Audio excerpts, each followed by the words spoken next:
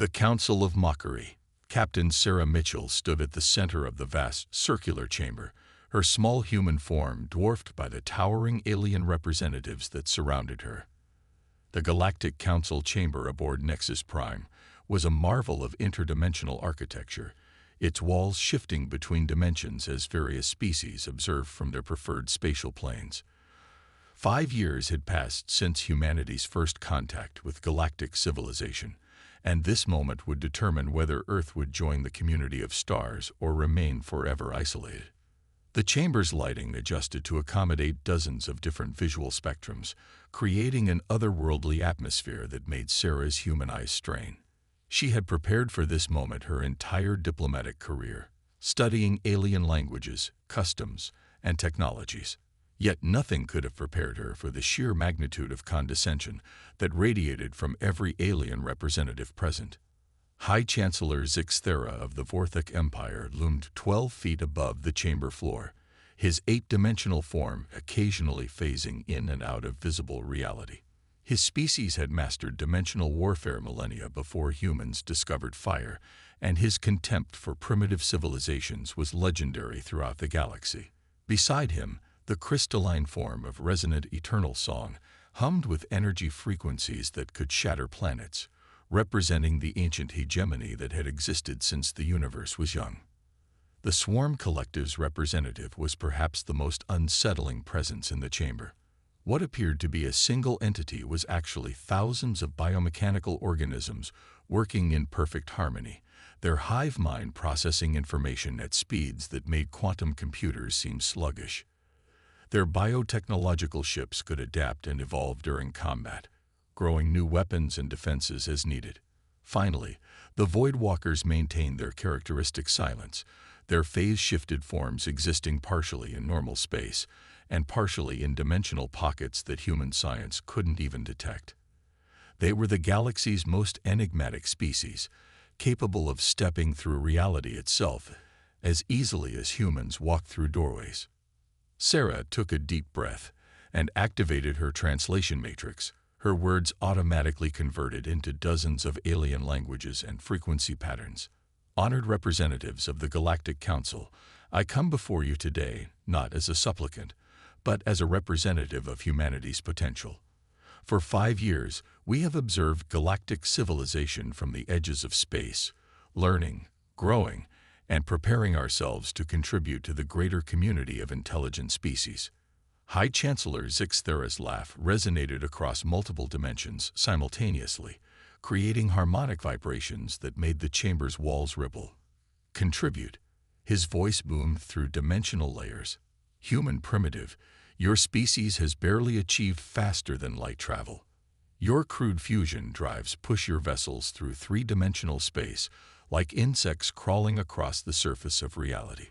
The Chancellor gestured with one of his primary appendages, and the chamber's central display activated. Holographic projections showed human colonies across a dozen star systems, their settlements appearing pathetically small compared to the massive megastructures that other species called home. Observe your so-called achievements. While the Vorthic Empire commands fleets that exist across 8-dimensional planes simultaneously, your greatest warships are confined to the primitive constraints of normal spacetime. Resonant eternal song's crystalline form pulsed with what Sarah had learned to recognize as amusement among the hegemony. The human speaks of potential. The entity's voice created standing waves in the chamber's atmosphere. Yet their technology remains locked in dimensional infancy. They manipulate matter and energy, while we reshape the fundamental constants of reality itself. As if to demonstrate, the crystalline being briefly altered the gravitational constant in a small section of the chamber, causing Sarah's water bottle to fall upward before returning to normal. The casual display of power was both fascinating and terrifying. The Swarm Collective's thousands of voices spoke in perfect unison, creating an eerie harmony that made Sarah's skin crawl. Analysis complete. Human technological development follows predictable patterns observed in 847 previously evaluated primitive species. Estimated time to achieve dimensional manipulation: 12,000 to 15,000 standard galactic years. Probability of species survival to that point, 23.7%. The chamber's display changed, showing footage of human attempts at dimensional research. Sarah watched in growing horror as her species' most advanced experiments were displayed like the fumbling attempts of children playing with toys they couldn't understand. Particle accelerators that seemed primitive compared to alien technology that could fold space with a thought. Theoretical physics that the aliens had moved beyond millions of years ago. Your military capabilities are equally laughable, the Chancellor continued. Observe. The display shifted to show Earth's defensive fleets, their proud battleships and carriers arrayed around human colonies. Kinetic weapons, energy beams, explosive devices. Your warfare concepts are constrained by the same three-dimensional thinking that limits every aspect of your civilization. One of the Void Walkers finally spoke, their voice seeming to come from multiple directions at once. We have observed human conflicts throughout your history. Your species excels at destroying itself and your environment. Why should the galaxy risk contamination by such destructive primitives? Sarah's hands clenched into fists at her sides. Because we learn from our mistakes. Because we grow stronger through adversity. Because we refuse to accept defeat even when the odds seem impossible. The Swarm Collective's unified voice responded with what sounded like electronic laughter. Admirable primitive emotional responses. However, sentiment does not overcome fundamental technological limitations.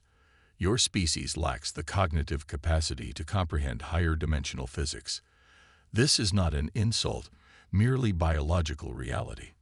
The human speaks of refusing defeat. Resonant eternal song added. Yet what is defeat to beings who can exist across multiple dimensional states? Your concept of victory and loss remains trapped in primitive binary thinking. High Chancellor Zixthera raised his primary appendages for silence. The Galactic Council has reached a decision regarding humanity's petition for membership. After extensive evaluation of your species' technological capabilities, social development, and potential contributions to galactic civilization, we find you inadequate. The words hit Sarah like physical blows. 5 years of preparation, decades of human scientific advancement, centuries of dreaming about joining the stars, all dismissed with casual cruelty. Furthermore, the Chancellor continued, the Council has determined that humanity's continued expansion into galactic space poses a potential risk to developing civilizations. Your primitive aggression combined with your technological limitations creates an unstable variable in regional stability. Sarah's communication device began receiving priority signals from Earth, but she ignored them. She had to hear this through to the end, no matter how devastating. Therefore, by unanimous decision of the Galactic Council, humanity is hereby ordered to withdraw all presence beyond your home solar system within 72 standard hours. Any human vessels found in galactic space after this deadline will be considered hostile invaders and eliminated accordingly. The chamber filled with alien sounds that Sarah's translation matrix identified as approval and satisfaction. These beings were not just rejecting humanity's membership, they were forcing humanity back into isolation, caging them like dangerous animals. The decision is final and non-negotiable, High Chancellor Zixthera declared. Your species will remain in your home system until such time as you achieve sufficient technological development to warrant reconsideration. Based on our analysis, this will occur in approximately 12 to 15,000 years, assuming your species survives that long. Sarah's communication device was now pulsing urgently with incoming messages from Earth Command. She finally activated it, keeping her expression neutral despite the rage and humiliation burning in her chest. The message was brief and encrypted, but Sarah's diplomatic training allowed her to decode it quickly. 3 words that changed everything. Leviathan is awake. For the first time since entering the chamber, Sarah smiled. It was a small expression, barely noticeable among the towering alien forms, but something in that smile made several of the council members pause. High Chancellor, Sarah said quietly, I will convey your decision to Earth Command. However, I believe you may want to reconsider your assessment of human capabilities. Impossible. The Swarm Collective responded. Our analysis is comprehensive and accurate. Humans cannot surprise us. Sarah touched her communication device again, sending a simple response back to Earth. Council decision received. Initiate revelation protocol. You have 72 hours, human, High Chancellor Zixthera declared. Use them wisely. This audience is concluded. As the alien representatives began to phase out of normal space or teleport away, Sarah remained standing in the center of the chamber. Her mind was racing with the implications of the message from Earth. Project Ascension had been humanity's deepest secret, developed in parallel with their diplomatic efforts. While Earth's diplomats had been pleading for acceptance, Earth's scientists had been pursuing a different path entirely. The Leviathan was humanity's answer to galactic arrogance, a weapon system that existed beyond the aliens' understanding of dimensional physics. If the preliminary reports were accurate, humanity had achieved something that even these ancient civilizations considered impossible: manipulation of 7th-dimensional space. As Sarah prepared to leave Nexus Prime, she wondered if the galaxy was prepared for what was about to emerge from Earth's hidden shipyards. The aliens had laughed at humanity's primitive technology, dismissed their potential, and caged them like animals. In 72 hours, they would discover that humans had one quality that none of their analysis had accounted for: the ability to exceed every limitation placed upon them. The first phase of humanity's response to galactic arrogance was about to begin, and Sarah suspected that these ancient civilizations were about to learn why human determination had carried her species from caves to the stars in just a few thousand years. The awakening of the Leviathan. Admiral Marcus Webb stood in the command center of humanity's most classified facility, buried deep beneath the ice sheets of Antarctica. The massive chamber housed the culmination of 15 years of secret research, development that had begun the moment humanity realized they were not alone in the universe. While diplomats like Sarah Mitchell had pursued official channels for galactic acceptance, Webb and his team had been preparing for the possibility that negotiation might fail.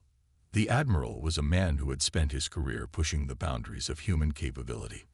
His weathered face bore the scars of humanity's early encounters with hostile alien scouts, and his steel-gray eyes reflected a determination that had never wavered, even when facing impossible odds. Today, that determination would be tested like never before. "Admiral, we're receiving the activation codes from Captain Mitchell," reported Dr. Elena Vasquez, the project's lead scientist. Her team had achieved what every alien civilization claimed was impossible for a primitive species. They had broken through into 7th-dimensional space. "How long until the Leviathan is ready for deployment?" Webb asked, studying the massive form suspended in the facility's central chamber. The Leviathan bore no resemblance to traditional human warships. While Earth's conventional vessels were built from metal and composites, the Leviathan appeared to be constructed from crystallized thought itself.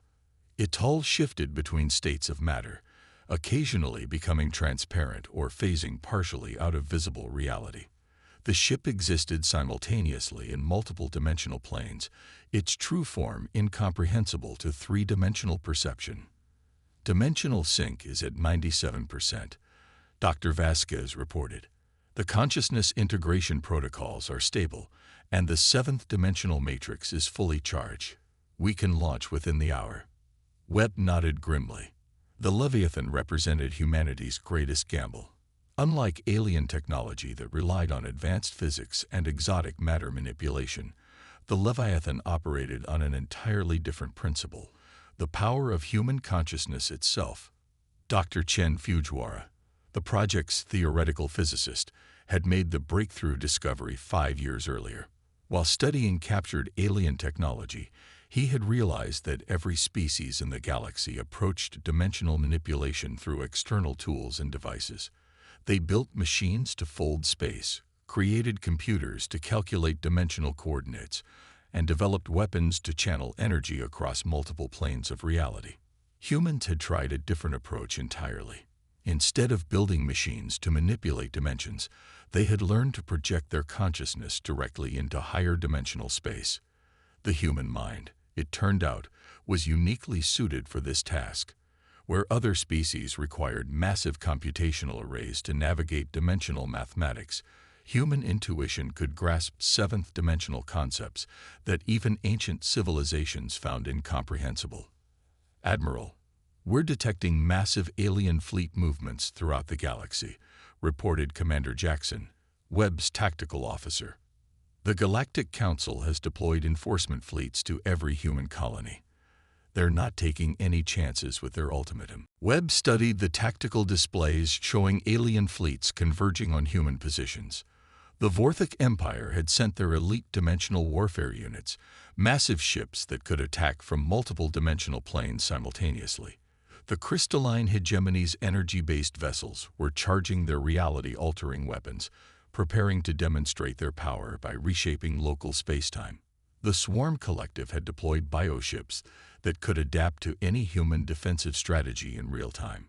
"They're making a statement," Webb observed. "Complete overwhelming force to ensure humanity's compliance with their ultimatum." "Admiral," Dr. Vasquez called out, "the Leviathan's consciousness integration is complete. The ship is ready for deployment." Webb approached the command throne at the center of the chamber, a device that would link his consciousness directly to the Leviathan's seventh-dimensional systems. Unlike traditional command interfaces that relied on computers and manual controls, the Leviathan responded to thought and intent. The ship's weapons, defenses, and movement systems were all controlled through direct mental interface. "Initiate launch sequence," Webb ordered, settling into the consciousness link. "It's time to show the galaxy what human determination looks like." The sensation of linking with the Leviathan was unlike anything Webb had ever experienced. His consciousness expanded beyond the limitations of his physical body, stretching across multiple dimensional planes simultaneously. He could perceive reality from angles that didn't exist in normal space, see through time streams that flowed in directions human language couldn't describe. Through the ship's seventh-dimensional sensors, Webb could observe the alien fleets gathering around human colonies. To his enhanced perception, their vaunted dimensional technology appeared primitive and limited. The Vorthic ships that could exist in 8 dimensions were still constrained by the need for physical machinery. The crystalline hegemony's energy manipulation required massive power collectors and distribution networks. The Swarm Collective's biotechnology, while adaptive, was still bound by biological limitations. The Leviathan, however, existed primarily as a projection of human consciousness into seventh-dimensional space. It could move, fight, and manipulate reality through pure thought and determination. Where alien technology required physical components, the Leviathan required only human will. "Beginning dimensional emergence," Webb announced, his voice carrying across normal space and several higher dimensional planes simultaneously. The Leviathan began its transition from the hidden facility to open space, but not through normal movement. Instead, the ship stepped directly through seventh-dimensional space, bypassing the need for traditional travel entirely. In an instant, the Leviathan materialized in the void between Earth and Mars, its arrival sending shockwaves through dimensional space that every alien sensor array in the solar system detected simultaneously. Aboard the Vorthic flagship, High Chancellor Zixthera felt his 8-dimensional senses recoil from the impossible energy signature that had just appeared in the system. His tactical officers were struggling to analyze readings that made no sense according to established physics. "Impossible," the Chancellor muttered, his form flickering between dimensional states as he tried to comprehend what he was perceiving. No primitive species should be capable of seventh-dimensional manipulation. The crystalline hegemony's vessels immediately began scanning the Leviathan with every sensor array they possessed, but their readings were incomprehensible. The ship appeared to exist in multiple dimensional states simultaneously, its structure shifting between matter, energy, and something that their science couldn't classify. "Analysis impossible," the Swarm Collective reported through their unified voice. "Target exists beyond parameters of known physics. Recommend extreme caution."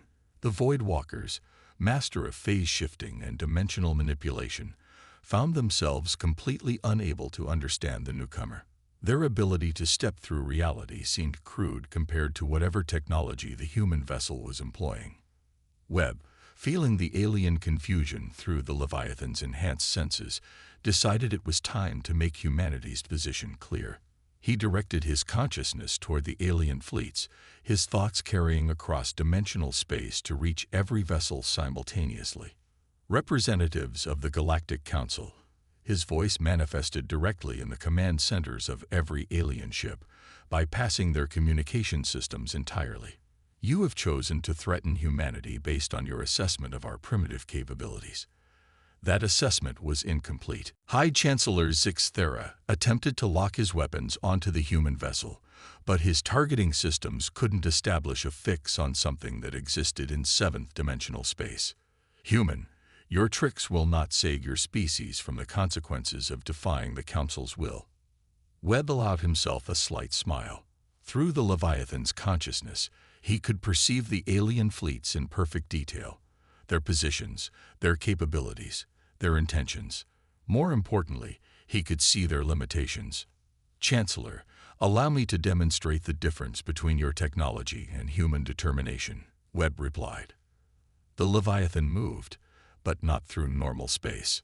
Instead, it stepped sideways through dimensional layers, appearing simultaneously at dozens of different positions throughout the alien fleet formation. To the shocked aliens, it seemed as though hundreds of identical ships had materialized from nowhere. Each projection of the Leviathan was equally real, equally solid, and equally capable of independent action. The ship existed in so many dimensional states simultaneously that linear concepts of position and number had become meaningless. Impossible. High Chancellor Zixthera's dimensional senses were overloading as he tried to track targets that seemed to exist everywhere and nowhere at once. Our 8-dimensional technology should be superior to anything a primitive species can achieve. Webb's response came from every direction at once, his consciousness speaking through each projection simultaneously. Your technology manipulates 8 dimensions, Chancellor. But you're still thinking in terms of tools and devices, machines and weapons. The Leviathan doesn't manipulate dimensions, it exists as an expression of human consciousness across 7th-dimensional space. To demonstrate his point, Webb directed one of the Leviathan's projections to phase directly through the Vorthak flagship's shields and hull, materializing inside the Chancellor's command center without causing any damage to the surrounding structure. The human ship existed in the same space as the alien vessel without displacing any matter or energy. Your shields and armor are designed to stop attacks from lower dimensional space, Webb explained as his ship's projection solidified inside the enemy command center. But the Leviathan doesn't attack from lower dimensions. It simply chooses to exist wherever it needs to be. The demonstration sent shockwaves through the alien fleet. Their most advanced defensive technologies were useless against something that could bypass the concept of barriers entirely. Resonant Eternal Song, the crystalline hegemony's representative, attempted to alter local space-time constants to trap the human vessel, but discovered that the Leviathan existed independently of local physics. When the crystalline being altered gravity, the human ship remained unaffected. When electromagnetic constants were shifted, the Leviathan continued to function normally. The human vessel operates beyond our understanding of physics, Resonant Eternal Song admitted, its crystalline form dimming with confusion. It appears to exist independently of the reality frameworks we manipulate. Webb allowed the implications of that statement to sink in before continuing his demonstration. The Leviathan began to exert its own influence on dimensional space, but instead of altering physical constants or manipulating matter and energy, it began to demonstrate something far more profound. Through 7th-dimensional space, Webb projected images directly into the consciousness of every alien commander. They saw Earth as humans perceived it, not just a planet, but a world of infinite potential. They experienced human history not as a series of primitive conflicts, but as a species' relentless drive to exceed every limitation placed upon them. The aliens felt human creativity, the spark of innovation that had carried humanity from caves to starships in mere millennia. They experienced human determination, the refusal to accept defeat even when facing impossible odds.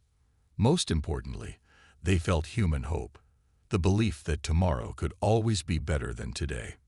This is what you failed to account for in your analysis, Webb explained, his consciousness touching every alien mind simultaneously. You measured our technology, counted our ships, evaluated our weapons, but you never considered our greatest strength, the human spirit itself. The Swarm Collective, for the first time in their species' history, found their unified consciousness disrupted by individual thoughts and emotions borrowed from human experience. Their hive mind, optimized for collective efficiency, began to understand concepts like individual creativity and personal determination. The Void Walkers, masters of existing between dimensions, discovered that the humans had achieved something they had never imagined, existing as pure consciousness across dimensional space while maintaining individual identity and purpose. You spoke of contamination risk, Webb continued, but you were thinking in terms of primitive violence and destruction. The real contamination risk is something far more dangerous to your static civilizations, human potential itself. High Chancellor Zixthera, his 8-dimensional senses still reeling from exposure to human consciousness, made one final attempt to assert galactic authority. Even if your ship possesses capabilities we don't understand, you are still only one vessel against the combined might of galactic civilization. Webb's laughter resonated across dimensional space, carrying harmonics of human amusement that made the alien commanders uncomfortable. Chancellor, you still don't understand. The Leviathan isn't just a ship, it's proof of concept. Every human consciousness is capable of 7th-dimensional manipulation. We've simply learned to think beyond the limitations you consider absolute. As if to prove his point, new energy signatures began appearing throughout human space. Not ships in the traditional sense, but expressions of human consciousness projected across dimensional layers. Earth's colonies weren't defenseless, they were defended by the unlimited potential of human imagination itself. The revelation hit the alien fleets like a shockwave. Humanity hadn't just built a single impossible weapon, they had transcended the fundamental limitations that defined galactic civilization. While other species remained dependent on technology and external tools, humans had learned to manipulate reality through consciousness alone. The 72-hour ultimatum is hereby rejected, Webb announced, his words carrying the authority of human determination across dimensional space. Humanity will not be caged or limited by species that mistake technological advancement for true evolution. Furthermore, Webb continued, Earth extends an offer to the Galactic Council. We are willing to share our discoveries, to teach other species how to transcend their technological limitations through consciousness expansion. But this sharing will occur between equals, not as supplicants begging for acceptance from their superiors. High Chancellor Zixthera's form flickered through multiple dimensional states as he processed the implications.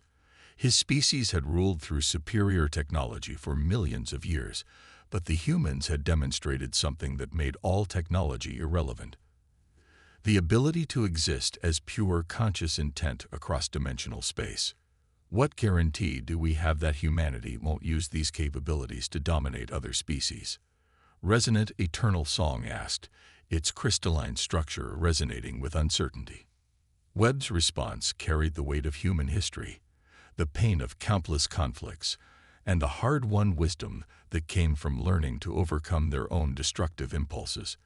Because we've learned that true strength comes not from dominating others, but from lifting them up to reach their own potential. We offer partnership, not conquest. Evolution, not subjugation. The alien fleets hung motionless in space as their commanders grappled with a complete reversal of galactic power structures. The primitive species they had mocked and dismissed had achieved something that their ancient civilizations had never imagined possible. The Galactic Council will need time to consider these developments, High Chancellor Zixthera finally admitted, his tone carrying none of its previous arrogance. Take all the time you need, Webb replied, the Leviathan beginning to phase back towards 7th-dimensional space. But remember that humanity is no longer asking for permission to exist among the stars. We're offering to help you discover what existence beyond technological limitation looks like. As the Leviathan disappeared from normal space, leaving the alien fleets to contemplate a galaxy where consciousness rather than technology determined a species' capabilities, Admiral Webb smiled. The laughter had stopped. The mockery had ended, and humanity had finally taken its place, not as a member of galactic civilization, but as its potential teacher. The age of human ascension had begun, and the galaxy would never be the same.